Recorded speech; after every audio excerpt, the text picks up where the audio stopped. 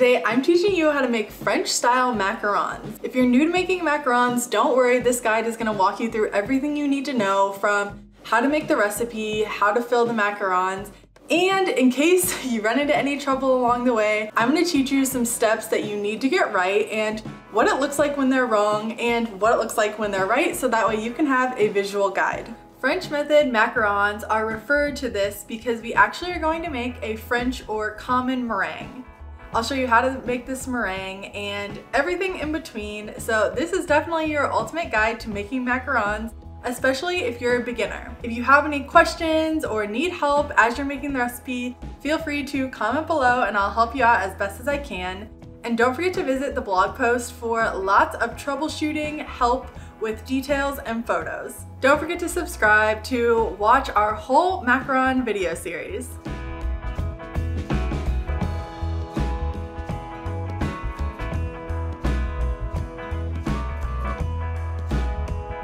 Before we can start baking, we first need to do some prep work. Separate your egg whites from the yolks and allow the egg whites to come to room temperature around 70 to 80 degrees Fahrenheit. This will help when you're making your meringue. Next, measure your dry ingredients using a kitchen scale. It's important to have really accurate measurements, which is why we're weighing them instead of measuring volumetrically. Next, sift together your almond flour and confectioner's sugar into a bowl. I like to double sift just to ensure that all of your macaron shells will be bump-free. When you're sifting your dry ingredients, you can use a silicone spatula to help you force it through the fine mesh strainer. However, if there are any big clumps once you're done sifting, throw those out as they could cause your macarons to have bumpy shells. Next, wipe down all of your bowls and whisk attachment with a little white vinegar on a paper towel. This removes any leftover oils, which could hurt your meringue.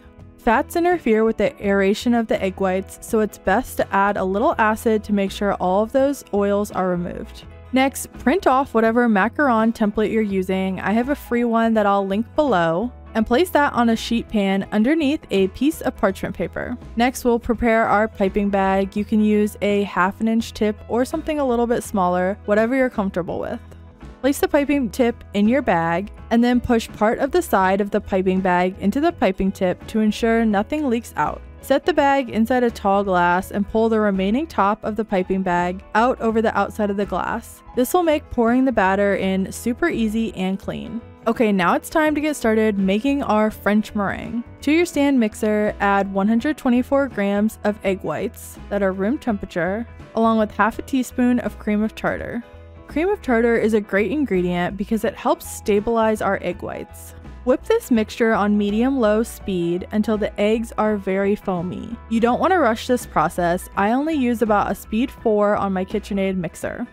During this process, there are unfolded proteins that move around and find neighboring proteins to bond with. These bonded air bubbles slowly start to become a strong network, and this is what keeps our meringue from collapsing. Once you have foamy egg whites, we're going to add in our granulated sugar in 3 different parts. You want to add one in, allow about 45 seconds for mixing, and then add your next batch in. Adding the sugar in slowly gives time for the sugar crystals to dissolve so they don't weigh down the egg foam. If the sugar is added too quickly, the protein molecules will not properly unfold.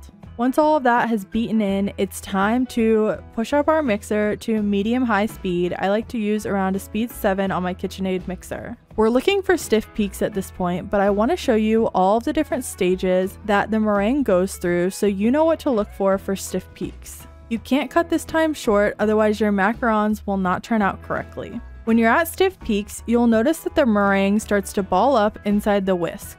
When you pull the whisk out of the mixer, you'll notice a stiff peak that should stand straight up, no curl on the tip. You can also see pointy offshoots of egg whites on the whisk and in the bowl when you pull it out of the mixer. The final test I like to do is flip the bowl over and make sure that nothing falls out. All of these signs help indicate that you are at stiff peaks.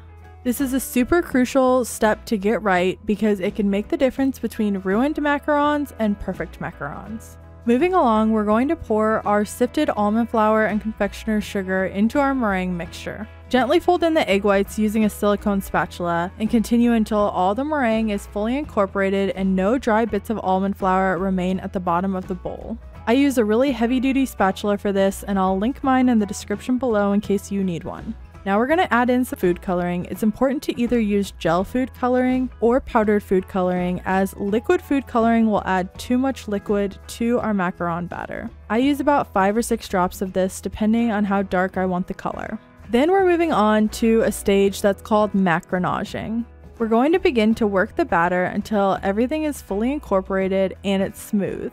To macronage, I like to spread the mixture along the outside of the bowl and then gently wipe it back down. We're trying to get the batter to a lava-like consistency, which takes a little bit of time. I tried not to cut out too much of this process because I wanted you to see how long it actually took me to macronage my batter. If you're baking macarons for the first time, this can be a hard skill to learn, but it takes some patience and practice really knowing how the batter feels when it's properly macronaged. This is another crucial step that you must get right in order to have perfect macarons. At this stage, you can see that the batter is not yet macronaged properly. This would be considered under macronaged. We're not getting an evenly flowing batter. So we need to work it a little longer, continuing to wipe it along the sides of the bowl and wipe it back down. You'll know that your batter is properly macronaged because it will be a lava-like consistency. Once the batter drops back into the bowl, it should take about 10 to 15 seconds for the ribbon that formed to disappear back into the rest of the batter. Here's an example of over macronaged batter, which immediately starts to drip back into itself. If you've reached this point, you've gone too far. Now we're going to spoon the batter into our prepared piping bag.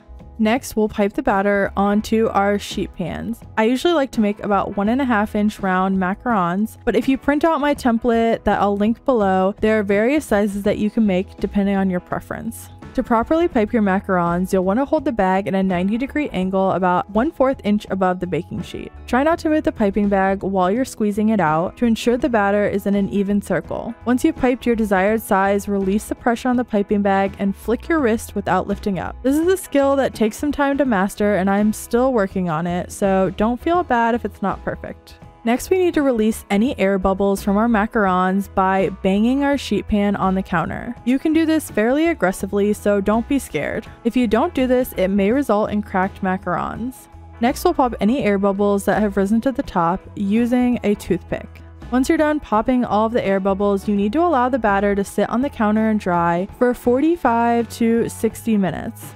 We're waiting until a thin skin develops on top of the macarons. While that's happening, we need to preheat our oven. Oven temperature is another really important tool that you need to get right in order to have good quality macarons. Make sure to purchase an oven thermometer so you can know if your oven is properly heating. I like to set my oven to around 310 degrees Fahrenheit, but your home oven may differ from mine. You'll have to play around with the heat settings to see what works best. Now that our macarons have dried and I can touch them without ruining the tops, they also look a little bit matte. I know that they're ready to go into the oven. I'm going to bake my macarons for about 16 to 20 minutes until the feet have nicely formed and the center is fully cooked. You should be left with a macaron that have slightly raised feet as well as a full interior that's slightly chewy. If you run into any issues like these, browning, cracking, wrinkling, or spreading of your feet, I have guides for helping you get proper macaron feet as well as a guide for figuring out the best oven temperature. Definitely check those out if you're having any troubles. Okay, now that our macarons have cooled, it's time to pipe the filling of choice into it. This is my vanilla macaron buttercream filling. I'm obsessed with it and it's perfect for almost any macarons. All that's left to do from here is to allow the macarons to mature in the refrigerator overnight so that way they slightly soften and develop a deeper flavor. I hope that you enjoy this recipe and have success with it. The full recipe along with tips and tricks will be linked in the description below.